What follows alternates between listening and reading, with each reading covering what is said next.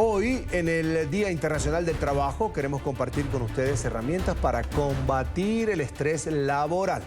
Un fenómeno común en entornos de trabajo exigentes, donde el cuerpo responde física, emocional y mentalmente a las demandas laborales que superan las habilidades y recursos del individuo. El estrés prolongado puede tener efectos negativos en la salud, afectando el bienestar emocional y físico de cualquier trabajador.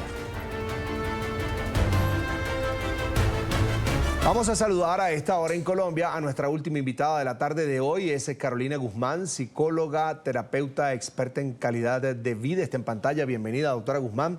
Buena tarde. Buena tarde, Carlos. ¿Cómo va? Es un gusto. Me gusta su sonrisa para hablar de un tema complicado para muchos. Pero bueno, como trabajador, doctora, ¿cómo puedo identificar que estoy sufriendo o padeciendo estrés laboral? ¿Me corresponde a mí identificarlo? ¿Cuáles son esos síntomas? Sí, Carlos, exactamente. El estrés, como lo decías, es una respuesta mental, física, emocional desequilibrada. Entonces, muchas veces como persona nos damos cuenta que estamos perdiendo la capacidad de tener armonía con nuestro entorno. Entonces, ya desde ahí empezamos a darnos cuenta que algo está fallando.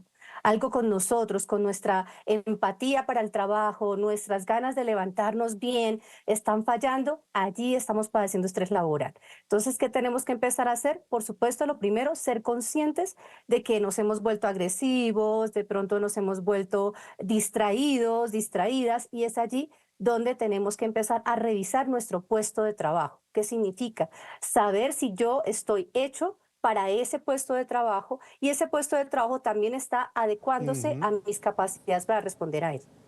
Ahora, ¿qué hacer cuando noto esos cambios? ¿Qué pausa debo hacer para tomar una decisión, reflexionar y buscar una solución? Porque no se puede vivir así, definitivamente. Es realmente agotador. No, exacto, definitivamente no, y lo que tienes que empezar a buscar es unas formas distintas de relajarte. No relajarte simplemente es esperar al viernes, fin de semana, estar con los amigos y parrandear, sino que también tienes que buscar la forma de respirar, aprender a respirar conscientemente. Significa que tú sientas el cambio entre el aire que entra a tu cuerpo y el aire que sale de tu cuerpo. Es una materia muy sencilla para empezar a hablar de relajación. Otra es aprender a controlar los pensamientos ansiosos, ¿no? Empezamos a preocuparnos por cómo vamos a llegar al fin de año, etcétera. Entonces, empezar a bajar un poco a esas preocupaciones. El fin de año va a llegar y va a ser una bonita celebración si tú estás con buena salud. Entonces, ya son pequeños tips que podemos empezar a hacer. Y tercero, definitivamente hay asesores, asesoras que te pueden enseñar a manejar esa tensión, ese estrés, que en realidad no es tan negativo, solo si tú no sabes gestionarlo o manejarlo. ¿Es bueno compartir con un compañero una situación complicada, agobiante dentro del trabajo? Es decir, ven, que quiero deshogarme contigo, ¿es bueno o es contraproducente? Te diría que a veces lo usamos como una emergencia, ¿no? Lo utilizamos de esa forma, pero a la larga es contraproducente porque le estamos cargando a otro compañero de trabajo en el mismo lugar una energía negativa y que puede empezar a contagiar la cultura del clima laboral, con lo cual el estrés comienza a ser como un padecimiento general y no sería correspondiente. Pero eso lo estábamos haciendo. Ahora se les pide a las personas, a los trabajadores también, que por favor, si tienen alguna situación, vayan a recursos humanos. Si no hay una oficina de recursos humanos, pidan una cita, una asesoría con una psicóloga, un psicólogo y hablen del tema. Ellos le pueden ayudar. Esas pausas, Carolina, activas que llaman en los trabajos, que son de 3, 5 minutos de estiramiento, de compartir con el resto de los compañeros, con una monitora, ¿sirven de algo para ir sopesando en algo la situación complicada que uno está viendo o no? No, para nada. Ha sido muy buena la propuesta, vamos a decirlo, académica, teórica, Ajá. pero en la realidad es muy complicado poder estar concentrado en algo, ¿no? Que estás tú desarrollando y enseguida, pausa activa, ¿no? O el efecto ¿no? El pomodoro, ¿no? Que aprendamos a gestionar el tiempo haciendo 15, 20, 30. La verdad que eso está generando es más estrés. Entonces las personas lo que tenemos que hacer es tener un espacio diferente para tener ese tipo de pausas físicas, ¿no? Que para eso es la pausa activa, pero sí lo que podemos hacer en el lugar de trabajo, como decía hace un ratito, hay muchos pensamientos volátiles que están interviniendo o interfiriendo en tu aquí y ahora. Eso es lo que sí tienes que sacar de tu mente. ¿Para qué? Para que puedas tener una concentración con lo que estás haciendo y eso hace que tu fatiga mental pues no sea tan alta, el dolor de cabeza no aparezca. Eso sí sería como una especie de pausa y una disciplina que podemos tener los trabajadores, claro que sí. Una persona, Carolina, un trabajador que asiste a su lugar de trabajo, a su jornada laboral, con dolor de cabeza, como decías, con un principio de gripa, con ese dolor corporal, no es recomendable, ¿sí? ¿Cómo vas a rendir así? Te va a indisponer incluso en las relaciones con los otros compañeros.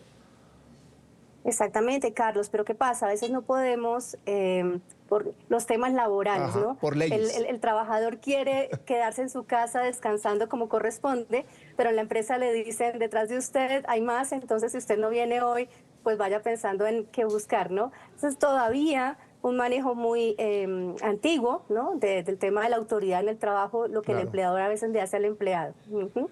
Carolina, me queda poco tiempo, pero quiero un comentario suyo sobre un tema que leí. Estaba revisando un informe para esta entrevista de hoy y me conseguí con que Claro. Colombia es el país con más estrés laboral de Latinoamérica. De cada 5, 3 trabajadores padecen esto del estrés laboral. Así es, Carlos. Y es un tema que no es nuevo, ¿no? Esta preocupación por los factores de riesgo psicosocial que hay en nuestras empresas sucede precisamente porque primero la remuneración, la recompensa salarial es muy baja, es escasa. Y a pesar de que la OIT dice que tenemos que trabajar determinado tiempo, en las empresas se exige tiempo extra que a veces no es reconocido y las personas en lugar de cumplir sus 8 horas, está cumpliendo a veces 12 horas, tiene que llevar trabajo a su casa y llega totalmente estallada la persona a fin de mes. Entonces, no solamente padece estrés laboral, padece también gastritis, padece dolores de cabeza, como mencionaba. Hay tratos que realmente son injustos, hay mucha discriminación también en los puestos de trabajo, en los lugares de trabajo. Entonces, sí es un tema bastante delicado que se intenta de alguna manera educar a las empresas, pero las empresas tampoco tienen los recursos suficientes, dicen, Claro. para poder capacitar a estas otras personas y que el riesgo disminuya, ¿no? Porque se habla de factores protectores, pero no se usan en los lugares de trabajo. También el tema de la ergonomía, la iluminación no es la suficiente. Hay varias situaciones precarias, es la Sí. palabra exacta, que sí, es verdad. Lamentablemente es así. Carolina Guzmán, psicóloga, terapeuta experta en calidad de vida. Carolina, como siempre, un gusto. Buena tarde. Gracias por compartir con nosotros. Buena tarde, Carlos. Hasta Gracias. pronto.